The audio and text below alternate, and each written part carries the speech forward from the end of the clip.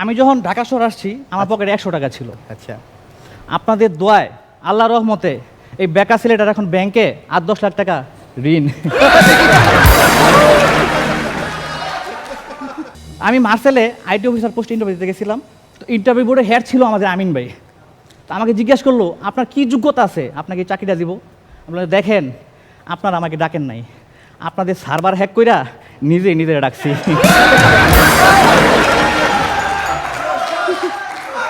তো আমরা বেকাররা বিভিন্ন জায়গায় সিভি মেল করি।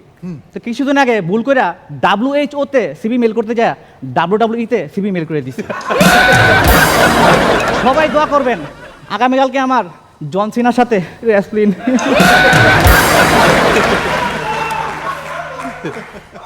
তো আমাদের আরেক ডিরেক্টর জাহাঙ্গীর ভাই আসছিল আমাদের হাসর ক্যাম্পে। তো আমার কষ্টের কথা শুনে বলল হুমায়ুন তুই আমার বাসায় কাজে লাগিয়ে যা, 3 বেলা রান্না করবি, কাপড় চোপড় ধুবি, গর্দন মুছবি, আর সারা রাত বাড়ি পাহারা দিবি। আমি বললাম জাহাঙ্গীর ভাই আপনি একটা বার চিন্তা করে দেখেন আপনার কি কাজের লোক খুঁজতেছেন নাকি কুত্তা।